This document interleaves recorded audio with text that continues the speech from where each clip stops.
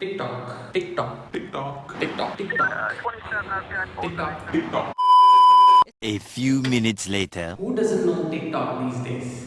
Hi, welcome to Design Strong. In this high-level design video today, we will design the most viral application platform these days, and that's TikTok. So TikTok is basically a short video sharing application in which users can upload their videos and other users can watch out those videos. They can like, comment and follow other users. Why TikTok is very important? Because the traction in terms of number of hours or minutes that a single user spends on TikTok is very high, which means TikTok is a high availability system.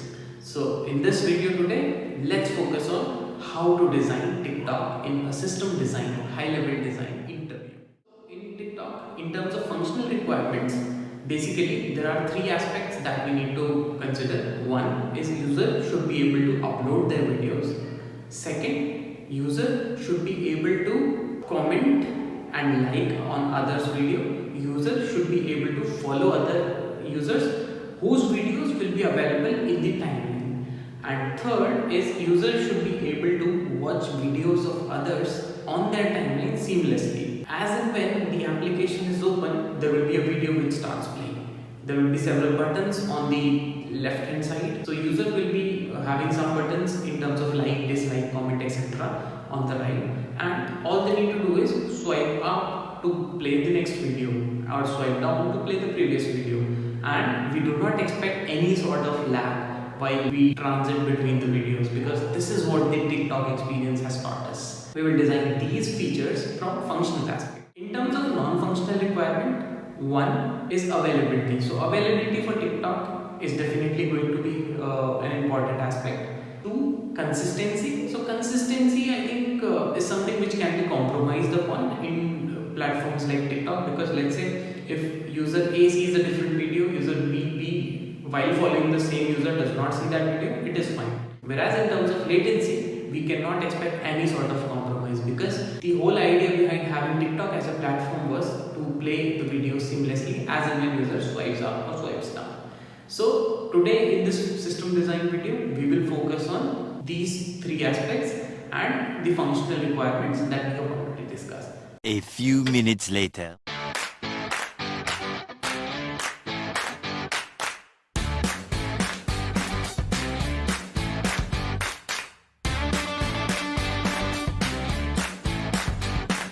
Okay, so let's start with system design for TikTok. So basically, the first in system design, what we are going to have is a user device which will be connected to server. So server will have a gateway or a BFF layer. So gateway or BFF layer is nothing but the single point of contact for user devices. This is where all the authentication and authorization will take place. This is the point, or this is the load balancer, which is going to divide all the load in within the services which we are going to create ahead. The next service, which is very important, and this is going to serve for the purpose of uploading a video. So we are calling this service as upload video service. Remember, all the services that we are creating here will be multi-clustered. That means there will be multiple nodes running these services, and they can auto scale based on traffic that they're getting. So upload service is basically going to be responsible for uploading the videos which user are sharing from TikTok. So let's say if you are uploading a video, your device will connect to BFF, and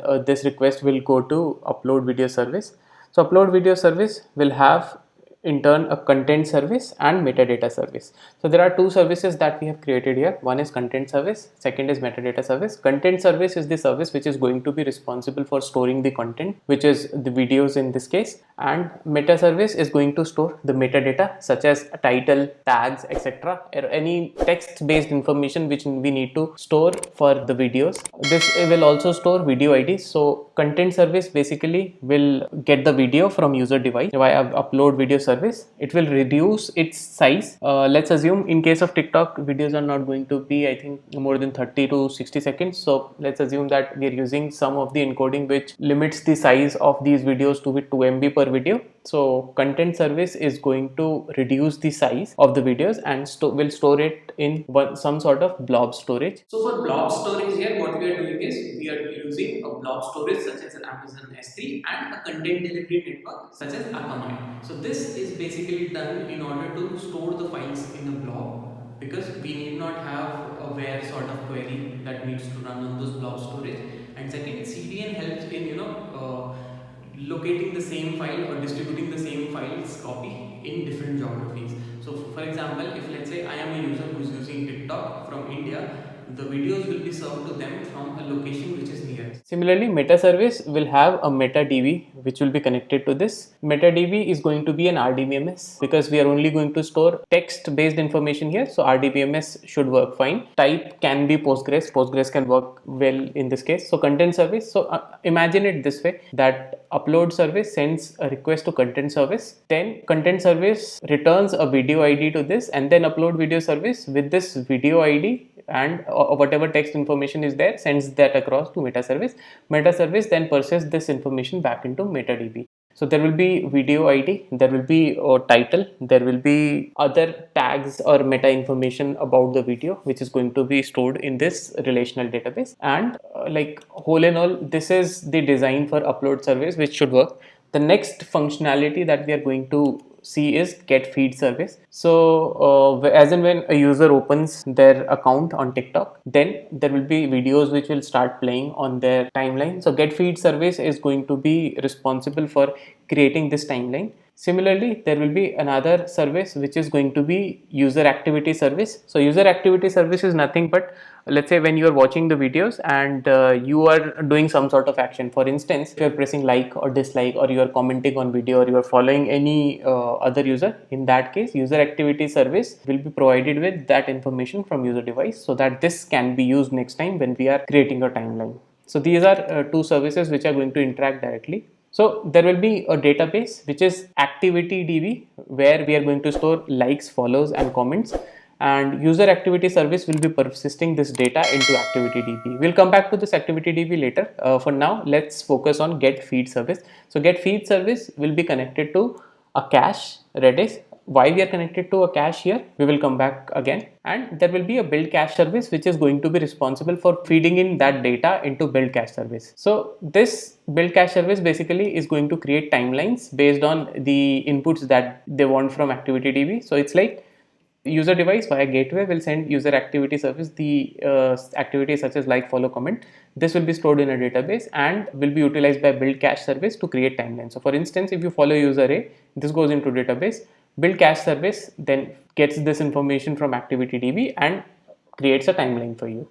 Why we have created this cache here? Because you might have observed that in case of TikTok, the moment you open the application, the video starts playing. So we do not want that we do the calculation via build cache service when user opens the app, because that would mean a lag of 2 to 3 seconds. So we are storing that information as a pre-built timeline for user into cache, so that the moment user opens the app, this can be feeded upon from cache. So cache will store the videos for them, at least one video, and this first video will be feeded from cache, and remaining will come from build cache service. In order to avoid single point of failure, what we are doing here is we have introduced two readers, or maybe these can scale up based on the kind of requirements or the kind of traffic which is flowing in. We will have a writer reader sort of concept, wherein the service is writing into the writer database, whereas the reads are being simultaneously being done from the nodes which are running the reader of the same database.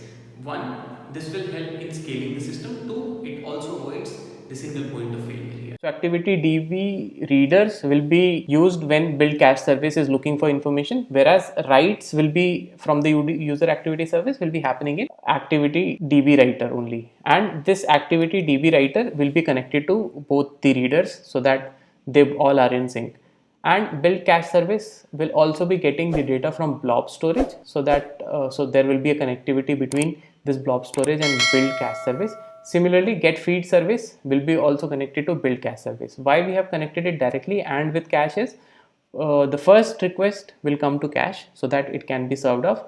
In the meanwhile, the second request will be sent to build cache service. Build cache service in the meanwhile will create a timeline or the next video to serve, get this URL from blob storage and put that back into get feed service, which will provide the information back to user device. So it's like, let's say when user opens device, then first request comes from cache. The moment first request comes, get feed service also sends a query to build cache service.